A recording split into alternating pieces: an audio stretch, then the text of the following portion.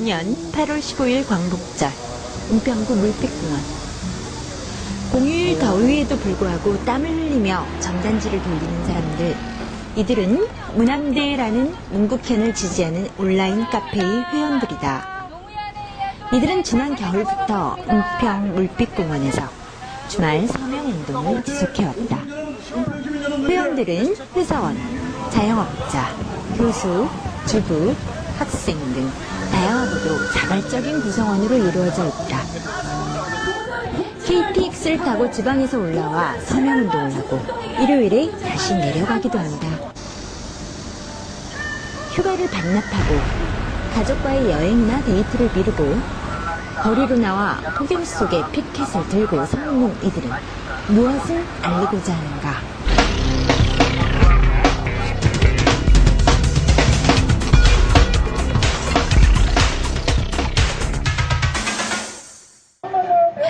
(17대) 대선 후보이자 (18대) 총선에서 은평을 국회의원으로 당선된 문국현은 지난 7월 23일 서울고법 형사 2부에게서 징역 8월에 집행유예 2년을 선고받았다.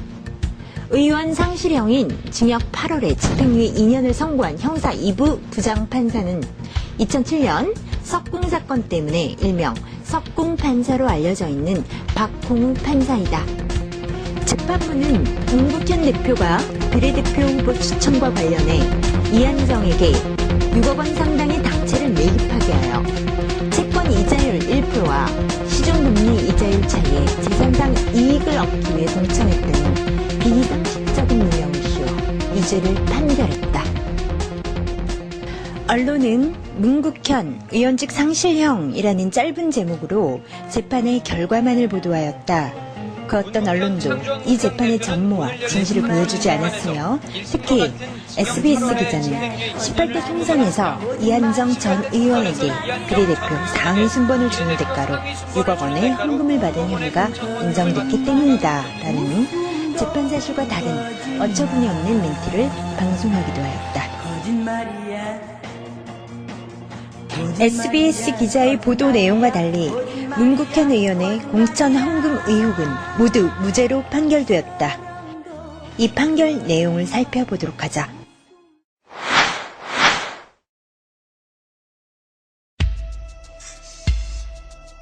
총선 당시 비례대표 2번 후보였던 이한정은 지인을 통해 창조한국당에 6억 원을 내고 당체를 구입하였다.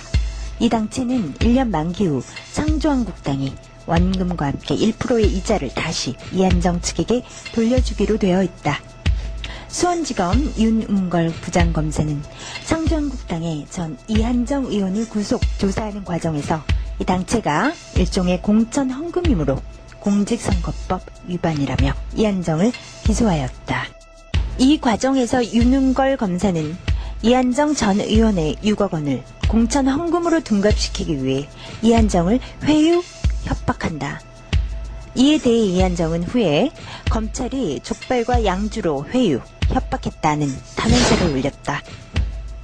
이 기소 후 윤은걸 담당 검사는 서울중앙지검 공안 2부장으로 승진한다. 그렇다면 검찰이 기소한 당체, 그것은 불법적인 행위인가? 한나라당과 같은 거대 정당이 아닌 이상 당비나 당체 발행으로 정치 자금을 마련하는 것은 선진적인 정치 문화 중 하나이며 전문가들은 이러한 방식을 권장하기도 한다. 실제로 2007년 민주노동당은 창조한국당보다 낮은 0%의 이자로 당체를 발행한 적이 있다.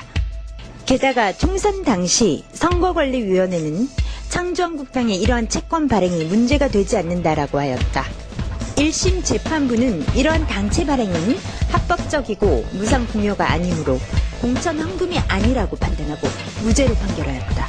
검찰이 기소한 내용은 모두 무죄로 판결이 난 것이다.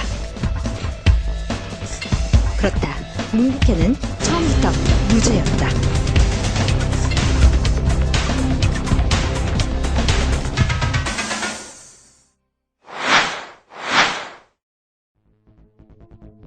그런데 코미디는 여기서부터 시작된다. 재판부는 갑자기 검찰이 기소하지도 않은 이자율을 들고 나오기 시작했다. 당체 이익 1%가 시중 금리보다 저렴하기 때문에 창조한국당은 재산상의 이익을 꾀한 것이고 당은 자연인이 아니므로 당대표인 문국현 대표를 처벌한다는 것이다. 검찰 공소 외의 근거로 판단한 독단적 판결이며 전대미문의 이자율 재판이었다. 1심 재판장이었던 이광만 판사는 이 판결 이후 고등법원 지법부장 판사에서 부장판사로 승진했다. 판사는 검사가 기소한 내용에 대해서만 심판할 수 있으며 이를 불고불리의 원칙이라고 한다.